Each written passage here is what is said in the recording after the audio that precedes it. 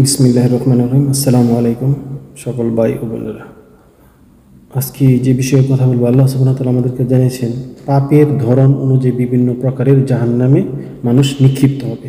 এই ব্যাপারে কোরআন থেকে আমরা জানবো আল্লাহ সুবহানাহু ওয়া তাআলা আমাদেরকে কী মেসেজ দিচ্ছেন সে ব্যাপারে। তো জাহান্নাম একটাই, কিন্তু এর 7টা দরজা আছে এবং কি বিভিন্ন ক্যাটাগরির যে মানুষ পাপ করছে সেই পাপের ধরন অনুযায়ী পৃথক পৃথকভাবে সেই দলগুলি বিভিন্ন এই জাহান্নামে প্রবেশ করবে এক এক দরজা দিয়ে। এই ব্যাপারে আমরা কোরআন থেকে জানব। প্রথমে যদি দেখি, আল্লাহ সুবহানাহু ওয়া তাআলা বলছেন যে 15 নম্বর সূরা আল হিজর 44 নম্বর আয়াতে, লাহা সাবাআতু আবওয়াবিল লিকুল্লি বাবিম মিনহুম জুজুউম মাকসুম। অর্থাৎ জাহান্নামে 7টা দরজা আছে, প্রত্যেক দরজার জন্য এক একটি পৃথক পৃথক দল আছে শ্রেণীবিন্যাস অনুযায়ী, সেখানে প্রবেশ করবে সেভাবে। প্রথমে যদি দেখি 1 নম্বরে জাহান্নাম, এই যে জাহান্নামটা আছেন, যে নামকরণ আছে জাহান্নাম, এতে নাফরমান এবং কি অকৃতজ্ঞ ব্যক্তির জন্য এই জাহান্নাম। আমরা যদি দেখি 2 নম্বর সূরা বাকারা 78 নম্বর আয়াত, 79 নম্বর আয়াত, এই আয়াতগুলিতে যদি দেখি যে আল্লাহ সুবহানাহু ওয়া তাআলা যে কোরআনের আয়াতের বিপরীতে চলে, মানুষের লাহওয়াল কথাবার্তার উপর ঈমান আনে, সেইভাবে নিজের খেয়াল খুশি অনুযায়ী খেয়াল খুশির অনুসরণ করে কোরআনের বিপরীতে, যে আল্লাহ যেসব বিধান দেন নাই, এদের জন্য, এই নাফরমান ব্যক্তির জন্য, তারা নিজেরা আমল বানায় নিছে এই কোরআনের বিপরীতে গিয়ে, তাদের জন্য রয়েছে এই পানিশমেন্ট। আল্লাহর অর্ডারের বাইরে গিয়ে মানে এগুলি আমল করার জন্য যেগুলি আল্লাহ বিধান দেন নাই। আল্লাহ সুবহানাহু ওয়া তাআলা বলছেন 47 নম্বর সূরা মুহাম্মদ 9 নম্বর আয়াত এবং কি 28 নম্বর আয়াত, 27-28 নম্বর আয়াতে বলছেন আল্লাহ তাদের আমলগুলি নিষ্ফল করে দেবেন, কোনো কাজে আসবে না। আর যখন তার মৃত্যুর সময় আসবে তখন আযাবের ফেরেশতা তাদেরকে পিটুনি দিবে যে এই কোরআনের আয়াতের বিপরীতে আমল করার জন্য এবং কি দিন মাইনা চলার জন্য। এটা শুধু আমাদের মুসলমানদের জন্য না, এবং কি প্রত্যেকটি ধর্মের লোকের জন্য এই কথা প্রযোজ্য। আল্লাহ আমাদেরকে যাতে কোরআনের অর্ডারগুলি যাতে মেনে আমল করতে পারে, আল্লাহ আমাদেরকে সকলকে তৌফিক দান করুক।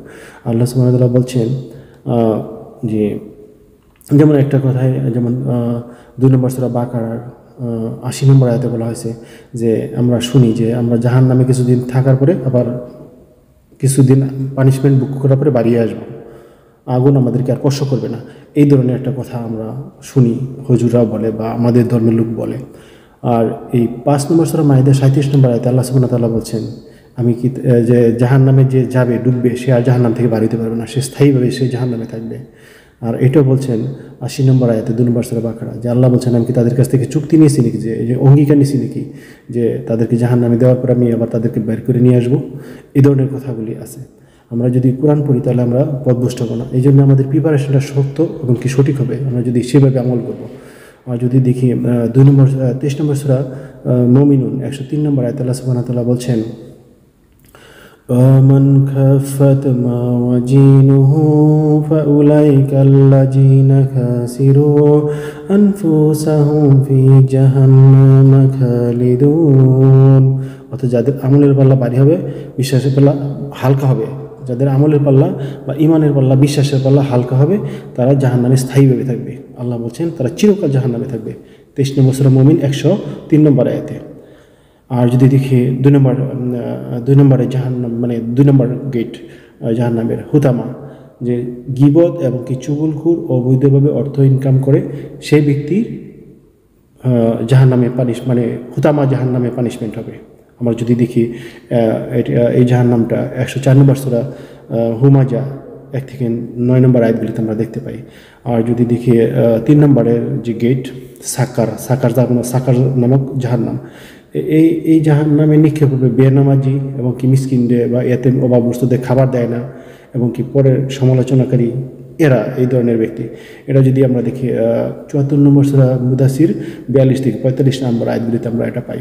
আর যদি দেখি 4 নম্বরের জাহান্নাম জাহিম, সেই জাহান্নামটার নাম অবৈধভাবে অর্থ সম্পদ আত্মসাৎ করে, ভাই বোন আত্মীয় স্বজন শরীকদের সম্পত্তির অংশ আত্মসাৎ করে, গ্রাস করে, এই সকল ব্যক্তির জন্য এই জাহান্নাম। আমরা যদি দেখি 102 নম্বর সূরা তাকাসুর 1 থেকে 8 নম্বর আয়াত আর 2 নম্বর সূরা বাকারা 188 নম্বর আয়াতে আমরা দেখতে পাই। আর আমরা যদি দেখি লাজা, এটা হচ্ছে 111 নম্বর সূরা লাজা এই লাহাব 1 থেকে 5 নম্বর আয়াতগুলিতে আমরা দেখতে পাই যে লেলিহান আগুনিতে প্রবেশ করবে সে, যারা রাসূলের শত্রু হবে, এই ধরনের জাহান্নাম লাজা। আর যদি দেখে সাইর 6 নম্বরে সে প্রজ্বলিত লেলিহান অগ্নিশিখা, যে বালাত সূরা বালাত 90 নম্বর সূরা বালাত 19 থেকে 20 নম্বর আয়াতগুলিতে আমরা দেখতে পারি। আর কোরআনের আয়াত অস্বীকারী ব্যক্তি কাফের যারা, তাদের জন্য এই পানিশমেন্ট। আর আমরা যদি দেখি 7 নম্বরের যে জাহান্নাম যে গেটটা, সেটা 101 নম্বর সূরা কারিয়া 11 নম্বর আয়াতে আমরা দেখতে পাই যে হাবিয়া নামে একটা জাহান্নাম আছে, এটা নিম্নস্তরে গভীরে প্রজ্বলিত আগুনে পতিত হবে। এরা কারা? এরা মুনাফিক এবং কি মিথ্যাবাদী যারা।